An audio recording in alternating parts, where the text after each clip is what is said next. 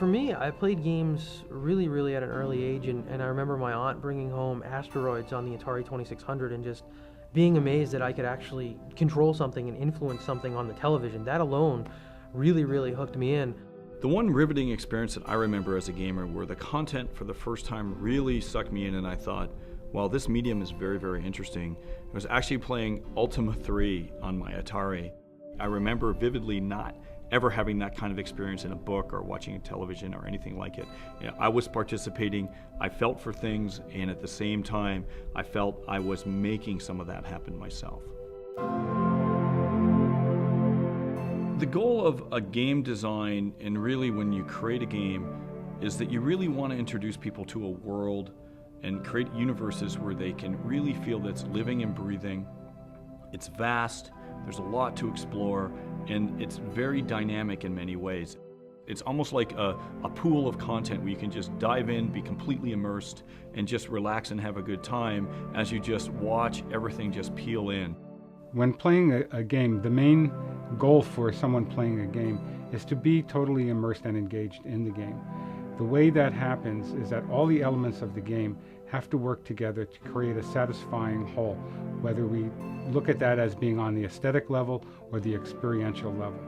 The way that a game will draw a player in so that they feel that they are involved and engaged in a completely satisfying experience is when all the elements of the game, including sound, gameplay, camera work, and graphics, and so on, are working together to create a believable world and a completely realistic space in which to interact with the game.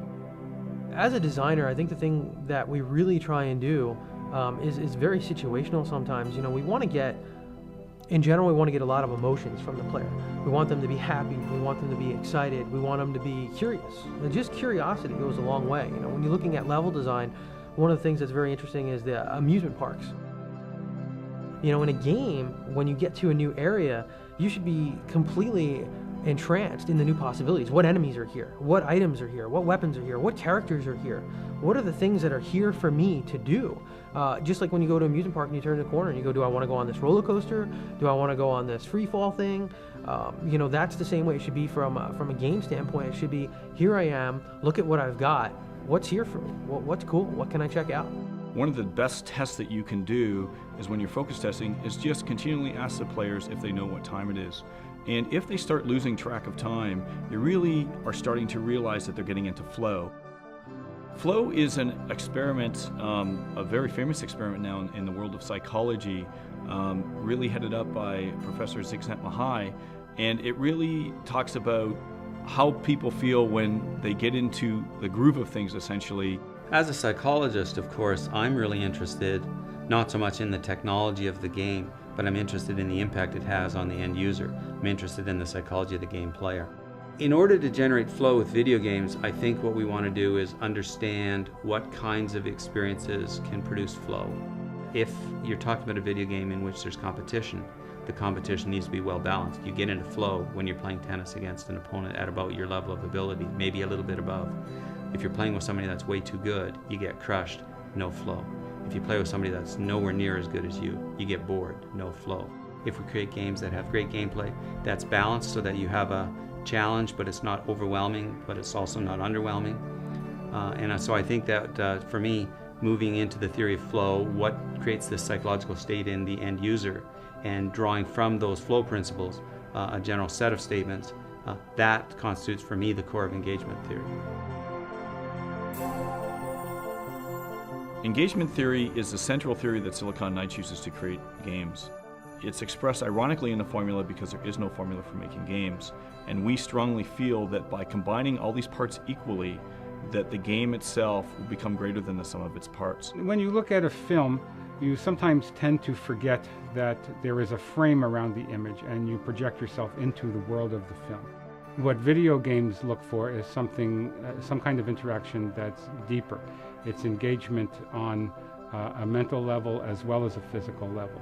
Engagement theory really is when every single aspect of the game comes together and makes something that is greater than every little part of that. And one of the things that is incredible about it is It can be something so subtle as you're in the middle of combat and the music starts to ramp up and some other characters run in that you've met earlier in the game and you've kind of grown a bit of an attachment to, or you know their background, or you have some information about them that makes them interesting. And the fight keeps on going on and the music's going up and up and up, and then you finish that battle and you look over at that guy that you knew and you fought the battle with, and you just kind of go, oh, what's next? I would have to say, if I had to summarize overall as a designer what we're looking for, you know, from a gamer standpoint for the experiences, they should smile, they should have fun, and they should be happy in what they do. When we're creating games, we're always trying to create the best experience possible for the player. And it's really about engaging and immersing the player into worlds where they can have fun, where they just can escape from reality and just be purely entertained. And that's what we try to do with every video game that we create. It's really kind of hard to summarize, but it's that big package that comes together, and if they pick up the controller and they're smiling, that's the goal.